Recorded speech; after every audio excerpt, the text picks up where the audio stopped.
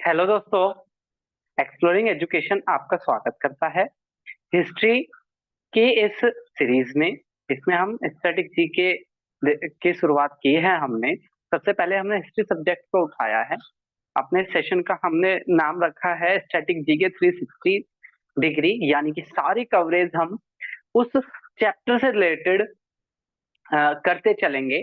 कल हमने हिस्ट्री का पहला चैप्टर देखा था जिसमें हमने प्री हिस्टोरिकल पीरियड और इंडस वैली सिविलाइजेशन को देखा था। आज की इस वीडियो का, आज की इस क्लास का हमारा जो टॉपिक रहेगा वो रहेगा वैदिक एज।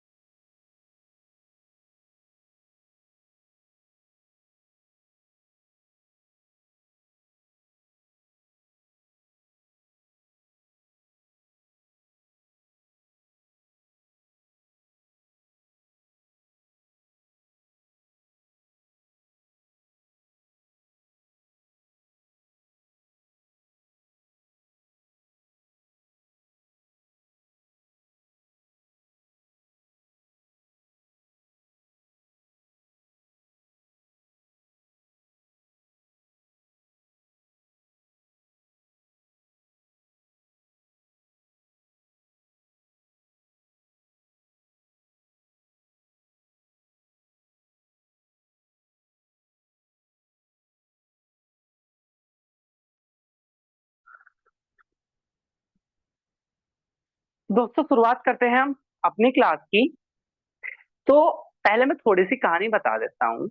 तो बेसिकली क्या हुआ था कि 1600 BC के आसपास, 1600 BC के आसपास इंडस वैली सिविलाइजेशन, जो एक अर्बन सिविलाइजेशन थी, उसके अवशेष मिलने कम हो गए। इसके कई कारण बताए जाते हैं। हिस्टोरियन किसी एक वैलिड रीजन पर तो नहीं पहुंचे, लेकिन कुछ हिस्टोरियंस का मानना है कि नदियों ने अपना रास्ता बदल लिया। कुछ हिस्टोरियंस का मानना है कि टेक्टोनिक प्लेट्स आ गई, टेक्टोनिक प्लेट्स में हलचल हुई, अर्थक्वेक आया जिसकी वजह से हो गया। और कुछ हिस्टोरियंस मानते हैं कि एक मिड एशिया से एक ट्राइब आई जिसे बोलते हैं आर्यन ट्राइब। और उस आर्यन ट्राइब ने आकर, जो पेस्टोरल लोग थे, अपने पशुओं को रखते थे। उनका मुख्य पशु गाय थी, और वो क्या करते थे, उनको चराते हुए एक जगह से दूसरी जगह घूमते रहते थे। तो उन्होंने क्या किया, उन्होंने आर्यन ट्राइब ने, जो इंडस वैली सिविलाइजेशन थी, उन लोगों को हटाकर अपनी सिविलाइजेशन एक स्थापित कर दी और भारत में शुरुआत हो गई वैदिक एज। तो इसको लेकर कुछ अंतर विरोध भी है। कुछ लोग कहते हैं कि जो आर्यंस थे वो यहीं के ही थे।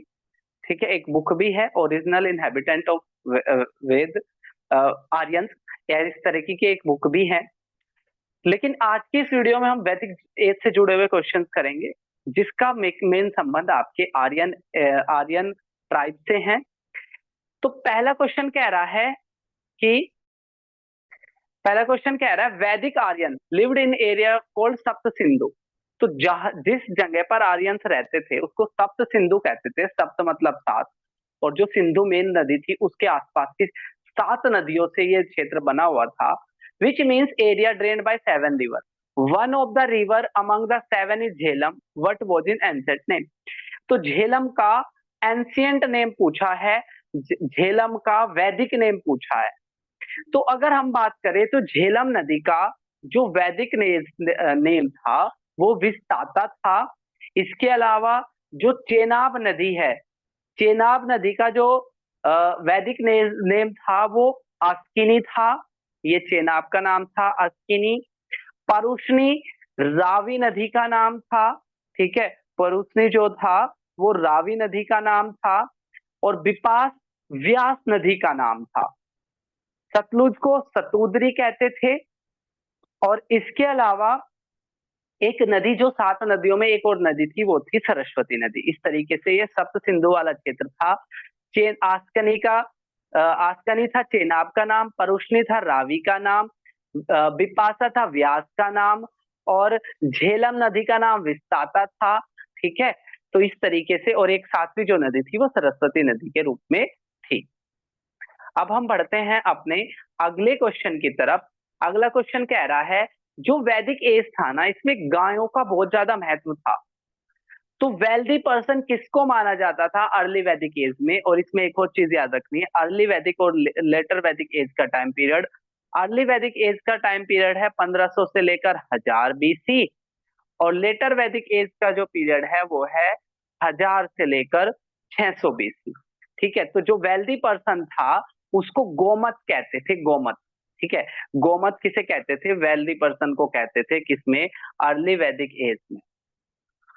अब जो वैदिक एज की जो शुरुआत मानी जाती है वो ऐसा माना जाता है एक दसराज युद्ध हुआ था। ठीक है, एक दसराज युद्ध हुआ था जिसमें एक राजा ने 10 राजाओं के साथ लड़ाई लड़ी थी। ठीक है, जिसमें 5 आर्यन थे, 5 नॉन आर्यन थे। उसके बाद ही ठीक है मानते हैं कि भाई ठीक है इस युद्ध का ऋग्वेद में इसका मेंशन है। क्वेश्चन पूछ रहा है 10 राज युद्ध का जो मेंशन है वो किस बुक में है? तो 10 राज युद्ध का मेंशन हमारे सबसे पुराने वेद, सबसे पहले वेद ऋग्वेद में है। और ऋग्वेद को जो लिखा गया था वो अर्ली वैदिक के टाइम पर ही लिखा गया था।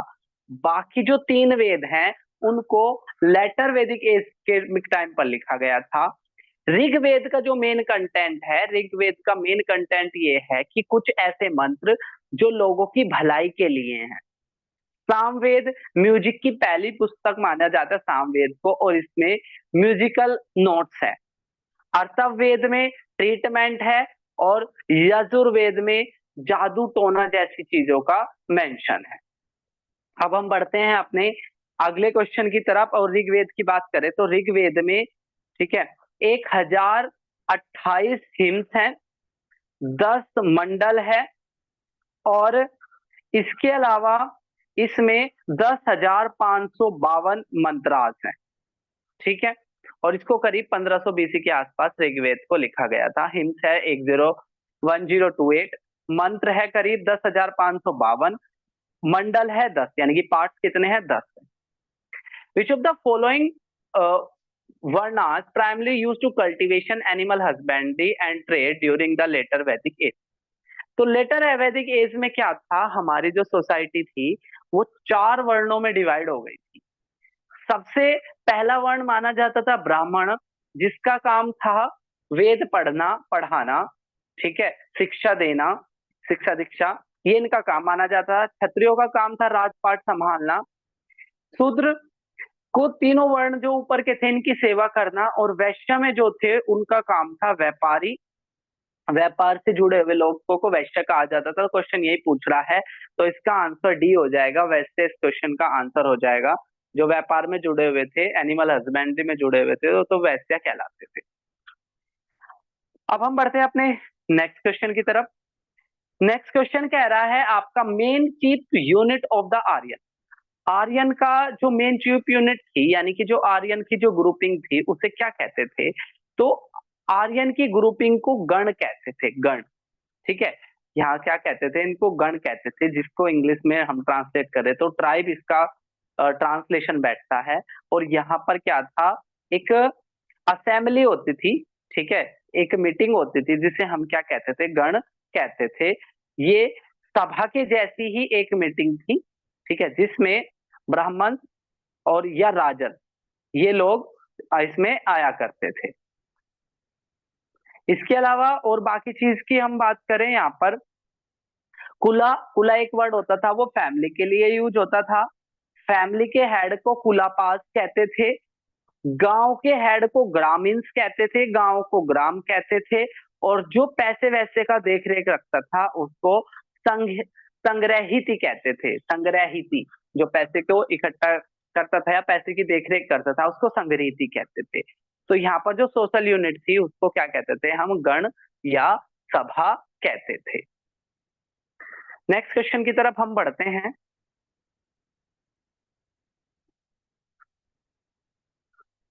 विच of the following four Vedas contain a collection of magic spells and charms to fend off evil spirits and disease? यानी कि इनमें से कौन से वेद में ये चीज लिखी हुई थी, इसमें से कौन से वेद में ये चीज मेंशन थी कि किसी चीज का इलाज जादू टोने से और इस तरह की चीजों से ठीक है इलाज हो जाएगा?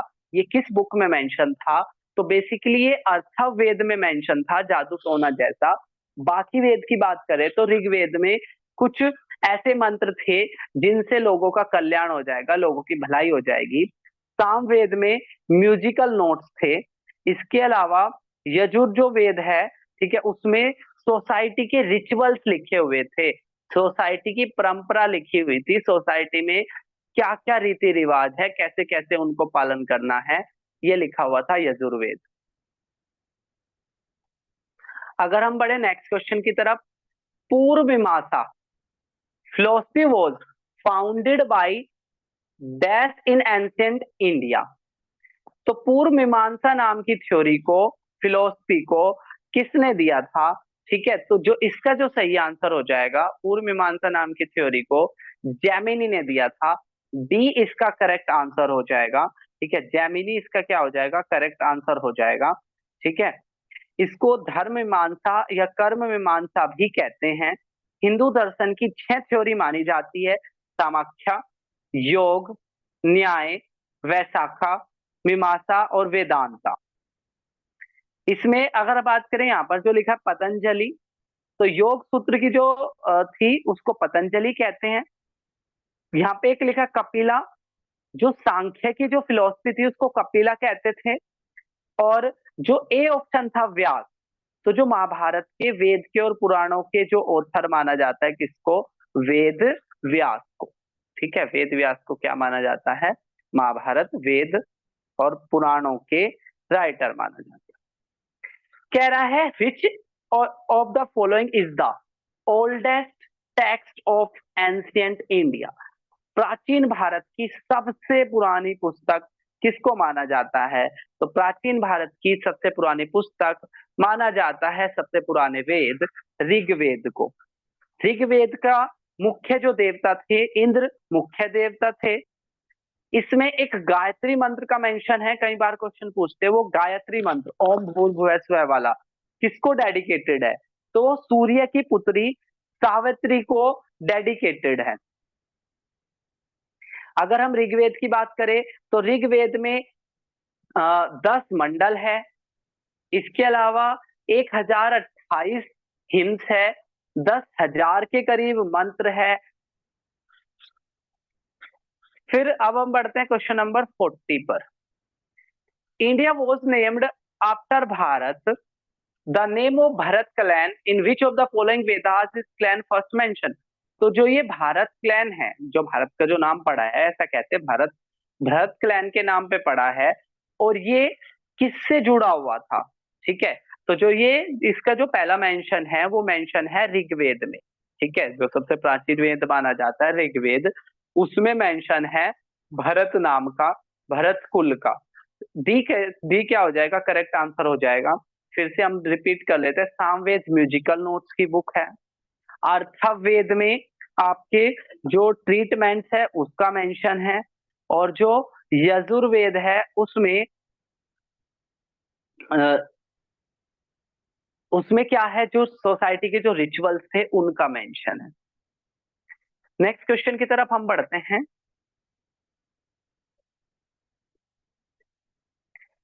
क्वेश्चन नंबर 41 कह रहा है जो ये वैदिक सभ्यता थी, इसमें 4 आश्रम माने गए। ठीक है, 4 आश्रम माने गए हैं, 4 स्टेजेस ऑफ लाइफ की मानी गई है। कह रहा है कौन सा इसमें शामिल नहीं था? ठीक है, कौन सी स्टेजेस इसमें शामिल नहीं थी? तो बेसिकली वैदिक एज में ये माना जाता था लाइफ के 4 स्टेज है। ठीक है, पहला था ब्रह्मचर्य, यानी कि व्यक्ति को करीब 25 साल तक ब्रह्मचर्य का पालन करना चाहिए, वन में रहकर शिक्षा प्राप्त करनी चाहिए, घर छोड़ना चाहिए। उसके बाद 25 से 50 तक के टाइम को गृहस्थ माना गया था। उस टाइम पर व्यक्ति राजपाट संभालेगा।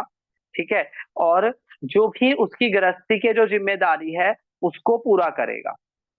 इसके अलावा जो तीसरी स्टेज थी, ठीक है, लाइफ की जो तीसरी स्टेज मानी जाती थी, वो मानी जाती थी आपकी वनप्रस्थ, यानी कि घर वगैरह छोड़ के जंगल की तरफ प्रस्थान करेगा 75 ईयर तक, और उसके बाद उसको संन्यास लेना पड़ेगा, सारी चीजें छोड़नी पड़ेगी। ये जो ये चार लाइफ की जो स्टेजेस थी वो 3 क्लैन के लिए मानी जाती थी। ब्राह्मण, क्षत्रिय, वैश्य के लिए ये आश्रम फॉलो करना जरूरी था। महिलाएं वेद नहीं पढ़ सकती थी इस समय पर, और उनको अपनी मर्जी से अपने हस्बैंड के हिसाब से, जिस भी आश्रम में हस्बैंड है, ठीक है, यानी कि गृहस्थ है तो गृहस्थ जीवन जीना पड़ेगा महिला को, और अगर वो वानप्रस्थ में है तो वानप्रस्थ में, और संन्यास में है तो संन्यास में। क्वेश्चन पूछा था इसमें से कौन सा शामिल नहीं था, तो परमार्थ इसमें शामिल नहीं था। वनप्रस्थ था, ब्रह्मचर्य था, गृहस्थ था, और चौथा था संन्यास। ठीक है, डी था संन्यास। क्वेश्चन नंबर 42 की बात करें, Sanskrit is the part of family of language. जो संस्कृत भाषा है ये कौन सी फैमिली की भाषा है, तो अगर हम बात करें तो ये इंडो यूरोपियन फैमिली की भाषा है संस्कृत। ठीक है, संस्कृत क्या है, इंडो यूरोपियन फैमिली की भाषा है संस्कृत।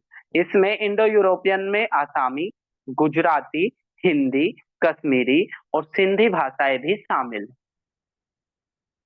नेक्स्ट क्वेश्चन की तरफ अगर हम बढ़े, how many Vedas are there in Indian literature of classical Hinduism. Classical Hinduism में कितने वेद हैं, तो हमने पहले भी देखा था वेदों की संख्या है 4। ऋग्वेद जिसमें मानव के कल्याण के लिए मंत्र है, इसके अलावा सामवेद जिसमें म्यूजिकल नोट्स है, यजुर्वेद जिसमें सोसाइटी के नियम है, रिचुअल्स है, अर्थवेद जिसमें जादू टोना टोटका और ट्रीटमेंट है। हर जो वेद है वो 4 पार्ट में बटा है जिनको संहिताज कहते हैं।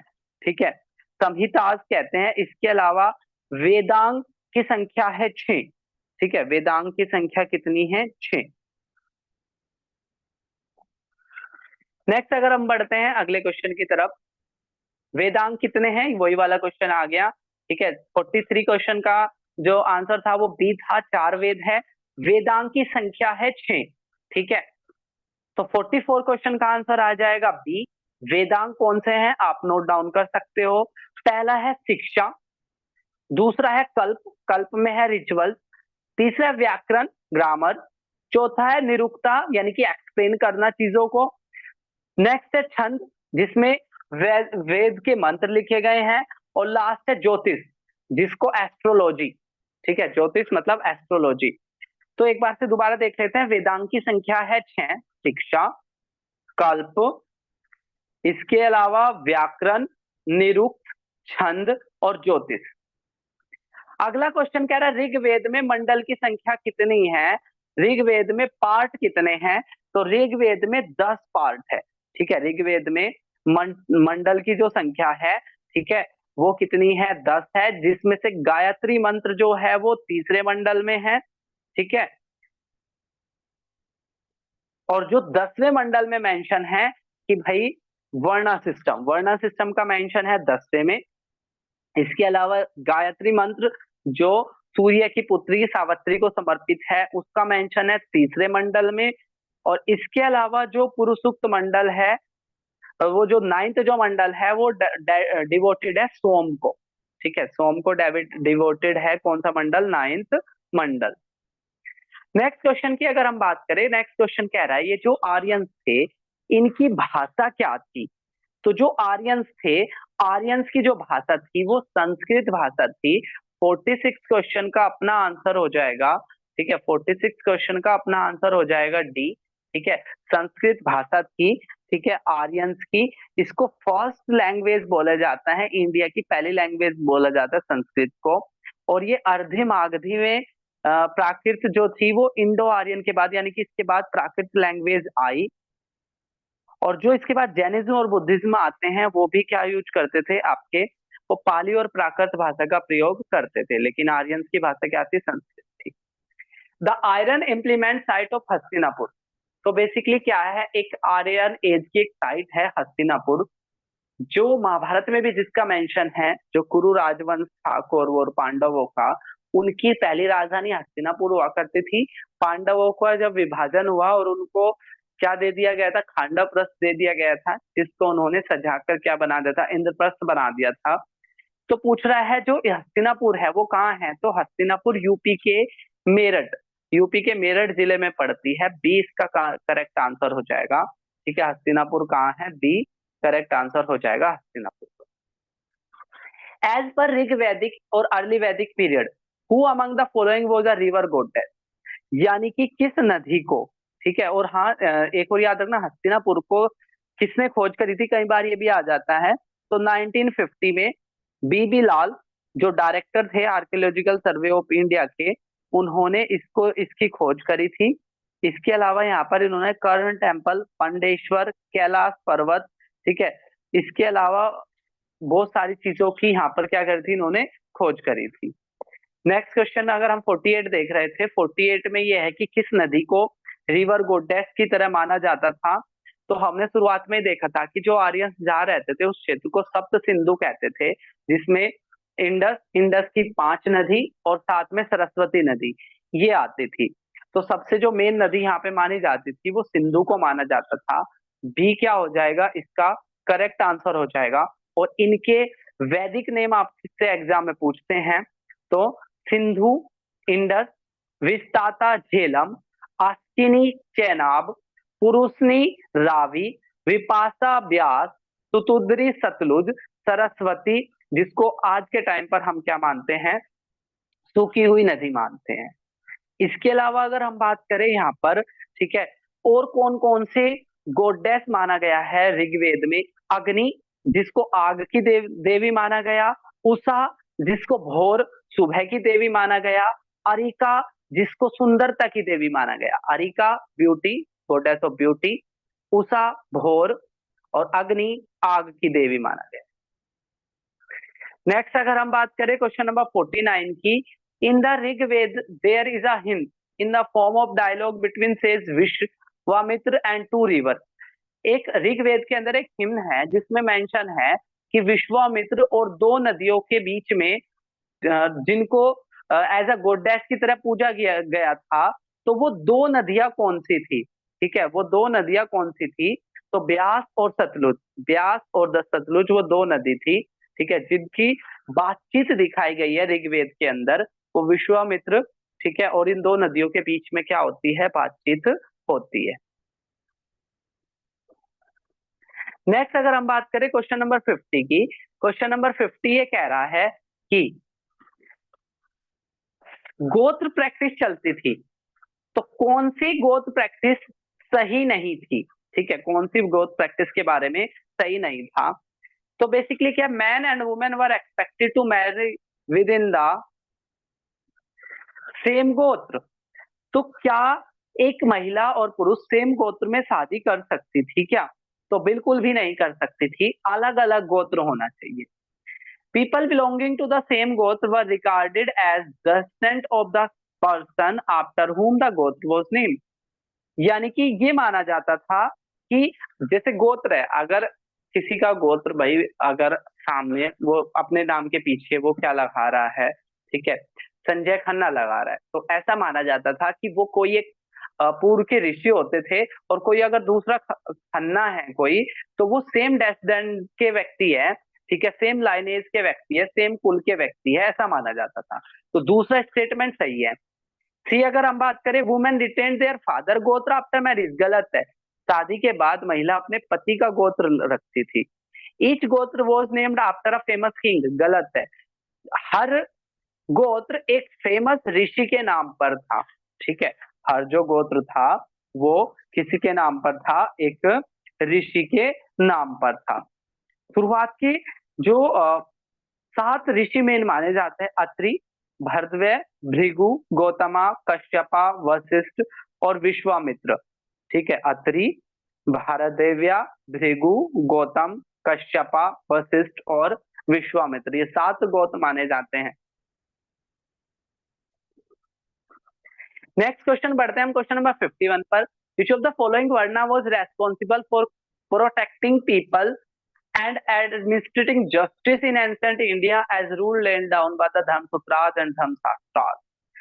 किसकी जिम्मेदारी ये थी कि धर्म सूत्र में और धर्मशास्त्र में जो चीज लिखी है उसका पालन करे और लोगों की सुरक्षा करे। तो बेसिकली हमने पहले देखा था, वैश्य का काम था व्यापार करना, खेती करना, पशु चराना।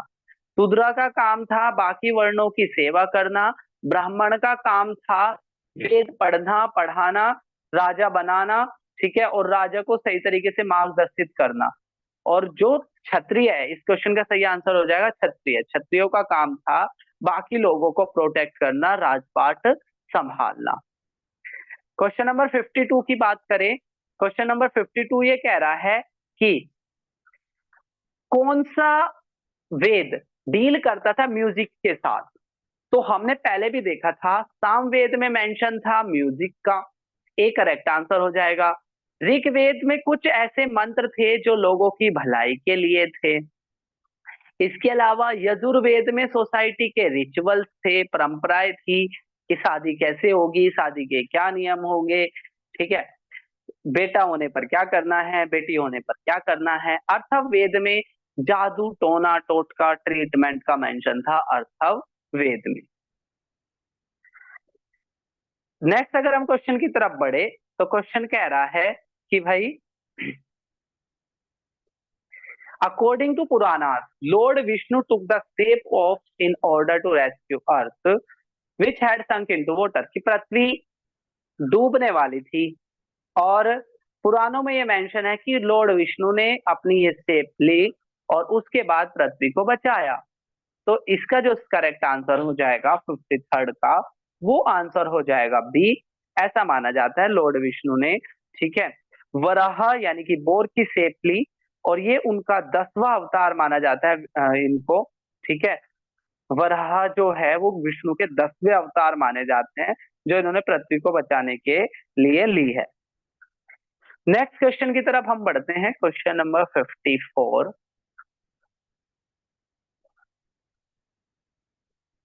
क्वेश्चन नंबर 54 कह रहा है a person's Vedic approach and his relationship with society are determined by 4 goals of life. यानी कि उस टाइम पर जीवन के 4 गोल माने जाते थे कि एक इंसान का उद्देश्य अपने लाइफ में इन 4 गोल को पूरा करना है। कौन सा इसमें से नहीं था, ठीक है। तो बेसिकली क्या सिद्धि इसमें नहीं थी, ठीक है, सिद्धि प्राप्त करना नहीं था, बाकी सब था। अर्थ पैसा यानी कि धनार्जन करना, मोक्ष प्राप्त करना और धर्म प्राप्त करना, तो ये था। लेकिन सिद्धि नहीं थी, सिद्धि इसका गोल नहीं था। 4 गोल थे, कर्म, अर्थ, धर्म और मोक्ष। कर्म यानी कि हमारे एफर्ट्स, अर्थ यानी कि धनार्जन, अपनी जीविका अर्पण चलाने के लिए धन को इकट्ठा करना, इसके अलावा मोक्ष, ठीक है, ये सारे लक्ष्य थे। लेकिन सिद्धि जीवन के 4 लक्ष्य का उद्देश्य नहीं था। अगला कह रहा है रामायण, महर्षि वाल्मीकि के द्वारा लिखी गई रामायण में रत्नाकार किसको कहा गया है, रत्नाकार किसको समझा गया है। तो वाल्मीकि जी को क्या माना गया है, रत्नाकार माना गया है, ठीक है, रत्नाकार, ठीक है। नेक्स्ट क्वेश्चन की बात करें, द मेन कलेक्शन ऑफ वैदिक हिम्स, वेद जो वेदों के जो कलेक्शन था उनके क्या कहा जाता था, सूत्र कहा जाता था क्या, पद कहा जाता था क्या, संहिता या मुख। तो बेसिकली इनको कहा जाता था संहिता, ठीक है, क्या कहा जाता था, संहिता कहा जाता था वेदों के कलेक्शन को। और जैसे कि हमने पढ़ा ऋग्वेद में 10 पार्ट है, ठीक है, 1028 हिम्स है, 10,600 इसमें वर्सेस यानी कि मंत्र है, और ये डिफरेंट डिफरेंट गॉड को क्या है, डेडिकेटेड है। नेक्स्ट क्या रहा है, पुरुषुक्त, पुरुषुक्त इज अ हिम्न फ्रॉम विच में। तो एक पुरुषुक्त माना जाता है, ठीक है, पूछ रहा है वो किससे है, तो जो पुरुषुक्त है उसको ना ऋग्वेद से माना जाता है, ठीक है। और ये जो पुरुषुक्त वाला जो मंत्र है ये लॉर्ड विष्णु को डेडिकेटेड है। तो इसका जो सही आंसर हो जाएगा, ठीक है, वो किससे है, पुरुषुक्त वाला जो ऋग्वेद से है जिसमें इसका मेंशन है, और ये लॉर्ड विष्णु को डेडिकेटेड है पुरुषुक्त। ये हो गए हमारे आज के क्वेश्चंस। आपको ये क्वेश्चंस कैसे लगे, आपको इसमें से कितने क्वेश्चन आते थे, कमेंट बॉक्स में आपको बताना है। फिर कल मिलेंगे हम नए टॉपिक के साथ। अपना कल का जो टॉपिक होगा वो होगा जैनिज्म और बुद्धिज्म, हम कवर करने की कोशिश करेंगे। तो फिर मिलेंगे एक नई वीडियो के साथ, तब तक के लिए टेक केयर, जय हिंद जय भारत।